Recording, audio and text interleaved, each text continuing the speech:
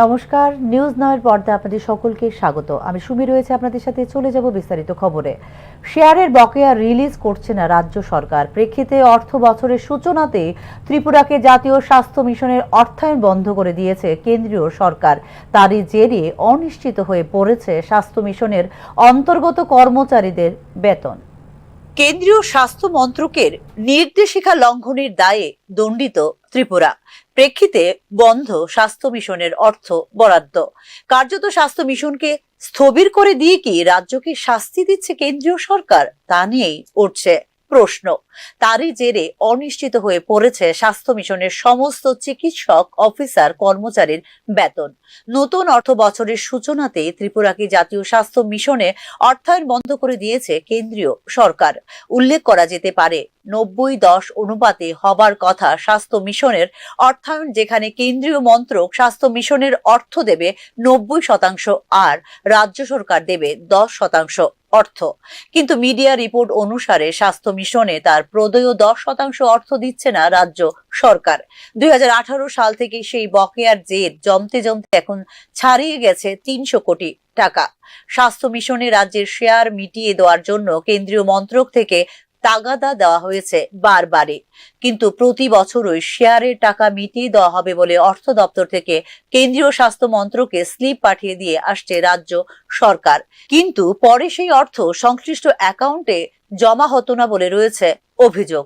এবার আর স্লিপে মানছে না স্বাস্থ্য মন্ত্রক। রাজ্য সরকারকে স্বাস্থ্য মিশনে তাদের বকেয়া শেয়ারের টাকা জমা করতে চাপ দেওয়া হয়েছে। তারই অঙ্গ হিসাবে চলতি অর্থ বছরে স্বাস্থ্য মিশনে পুরোপুরো আটকে দেওয়া হয়েছে কেন্দ্রীয় সরকারের প্রদেয় শেয়ারের টাকা। রাজ্য সরকারের শেয়ারের বকেয়া রিলিজ না করলে তাদের অংশ দেবে না বলে জানিয়ে দিয়েছে কেন্দ্রীয় মন্ত্রক। অর্থ বছরে মাত্র 1 মাস গেছে। এরই মধ্যে কেন্দ্রীয় মন্ত্রকের অংশ না পাওয়ার প্রভাব পড়তে শুরু করেছে মারাত্মকভাবে। সমস্ত ধরনের নগদ পেমেন্ট বন্ধ গত 1 মাস ধরে। রাজ্যে আটকে গেছে NHM এর প্রায় সব ধরনের বিল। কবে নাগাদ নানা কাজের বিল পেমেন্ট হবে তারই নেই কোনো নিশ্চয়তা। তার প্রভাবে বেতন বন্ধ হয়ে গেছে NHM রাজ্য মিশনের সমস্ত স্তরের অফিসার কর্মচারীর। চিকিৎসক, কমিউনিটি হেলথ অফিসার, স্বাস্থ্যকর্মী, প্রশাসনিক অফিসার ও কর্মচারী মিলিয়ে 96টি ক্যাটাগরিতে প্রায় 3200 জন কর্মচারী রয়েছেন NHM রাজ্য মিশনে। এখনো কারোর বেতন হয়নি বলে উঠে এসেছে বিভিন্ন মিডিয়া রিপোর্ট। এইভাবে চলতে থাকলে এই মাসে কবে বেতন হবে তার কোনো নিশ্চয়তা নেই বলে মনে করছেন সংশ্লিষ্ট মিশনের কর্মচারীরা। NHM এ সমস্ত অফিসার কর্মচারী চুক্তিবদ্ধ কর্মচারী। স্বাস্থ্য মিশনের কর্মচারীদের সবটা বেতনই এই প্রকল্পের অর্থায়নের সাথে প্রদান করে কেন্দ্র। কিন্তু এবার রাজ্য সরকারের বকেয়া অংশ না দেওয়ার অভিযোগে গোটা অর্থায়নে আটকে দিয়েছে কেন্দ্র। রাজ্যে স্বাস্থ্য মিশনের অন্তর্গত যে সকল প্রকল্পগুলি পরিচালিত হচ্ছে সেগুলোর মধ্যে অন্যতম হলো টিকাকরণ, যক্ষ্মা নিবারণ, তামাক নিয়ন্ত্রণ, শিশু প্রসূতি স্বাস্থ্য, ক্যান্সার, ডায়াবেটিস, হৃদরোগ, স্ট্রোক প্রতিরোধ জাতীয় কর্মসূচি, প্রধানমন্ত্রী ডায়ালাইসিস প্রকল্প, অন্ধত্ব নিবারণ, আশা ইত্যাদি। বলা যায় রাজ্যে স্বাস্থ্য পরিষেবার ক্ষেত্রে অত্যন্ত গুরুত্বপূর্ণ ভূমিকা রাখে NHM। স্বাস্থ্য মিশন ছাড়া রাজ্যের গোটা স্বাস্থ্য ব্যবস্থা মুখ থুবড়ে পড়তে বাধ্য। প্রায় 2 দশক ধরে রাজ্যের স্বাস্থ্য ব্যবস্থায় গুরুত্বপূর্ণ অবদান রেখে চললেও স্বাস্থ্য মিশনের ডাক্তার, অফিসার, কর্মচারীদের নিয়মিতকরণ তো হয়নি, উপরন্তু এখন বেতনের অনিশ্চিত পরিস্থিতির মধ্যে ভুগতে হচ্ছে এই মিশনের অন্তর্গত কর্মচারীদের। Bureau report, news now. 1818 সালের 5ই মে জন্মগ্রহণ করেছিলেন কার্ল মার্কস। মার্কস ছিলেন একজন প্রুশিয়ান রাজ্যের রাজনৈতিক অর্থনীতিবিদ, সাংবাদিক এবং কমিউনিস্ট ম্যানিফেস্টো এবং দাস ক্যাপিটাল শীর্ষক রচনাগুলির লেখক, রাজনৈতিক নেতা। মার্কসের ধারণা এবং তাদের পরবর্তী বিকাশ, যা সম্মিলিতভাবে মার্কসবাদ নামে পরিচিত। সোমবার ছিল তাঁর 208তম জন্মবার্ষিকী। প্রতি বছরের মতো এবছরও দার্শনিক, বৈজ্ঞানিক, সমাজতন্ত্রের প্রতিষ্ঠাতা কার্ল মার্কসের 208তম জন্মবার্ষিকী পালন করল CPIM ত্রিপুরা রাজ্য কমিটি। পুঁজিবাদী পুঁজিবাদের বিরুদ্ধে লড়াই করার মূল অস্ত্র হচ্ছে মার্ক্সবাদ। পুঁজিবাদের অভ্যুত্থানের মধ্যে যেখানে নিহিত রয়েছে তার ধ্বংস, মার্ক্সবাদের মধ্যে রয়েছে সমাজতান্ত্রিক অর্থব্যবস্থা এবং শাসন ব্যবস্থার মূল পরিকাঠামো বলে উল্লেখ করেন প্রবীণ সিপিআইএম নেতা নারায়ণ কর।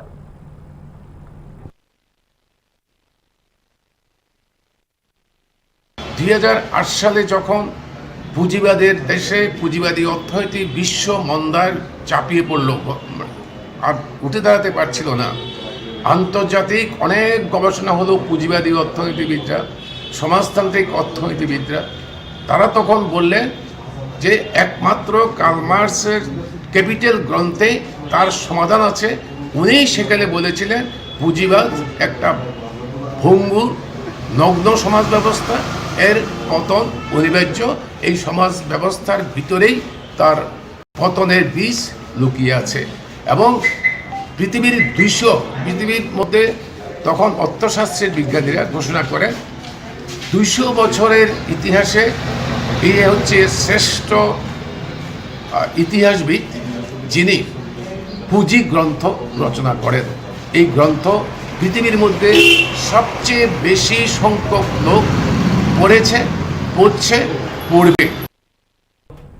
অভাবের তাড়নায় সিমনা কাটাছড়া গ্রামে একদিনের নবজাতক কন্যা সন্তানকে বিক্রি করা দেওয়ার অভিযোগ প্রচার মাধ্যমে প্রকাশিত হতে নড়েচড়ে বসে প্রশাসন। চাইল্ড লাইন, সিধাই থানা ও সুন্দরটিলা পুলিশ ফাঁড়ির যোগাযোগ করেন খোয়াই থানা এবং চাইল্ড লাইনের সঙ্গে এবং শিশুটিকে উদ্ধার করে রাখা হয় একটি সরকারি হোমে।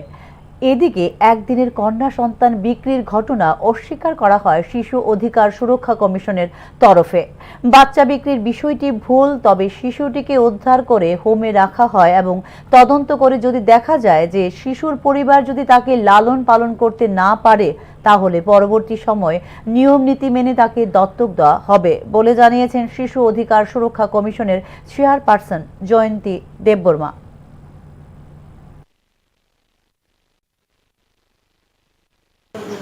সিমনা গ্রাম পঞ্চায়েতের কাটাছড়া গ্রাম, ওই গ্রামের এক ভদ্রলোক ওনার বাচ্চাকে খোয়ে দিয়ে দিয়েছেন। তো সেটা কি গতকালকে রাত্র 12টার সময় এই বাচ্চাটাকে রেস্কিউ করা হয়েছে এবং এখানে সাথে আছে স্পেশালাইজ অ্যাডপশন এজেন্সি আমাদের গড়, এখানে বাচ্চাটা আছে। তো বাচ্চাটা সুস্থ আছে এবং যা যা কিছু করার সিডব্লিউসি ওয়েস্ট ডিস্ট্রিক্টের করবেন এবং তদন্ত করার পরে বাচ্চাটাকে যদি মা বাবা রাখতে না চায় তাহলে কিন্তু অন্য কাউকে দত্তক হিসেবে দেওয়া হবে। এখনকার মতো সংবাদ এই পর্যন্তই। পরবর্তী সংবাদ দেখতে চোখ রাখুন নিউজ নাও এর পর্দায়। নমস্কার।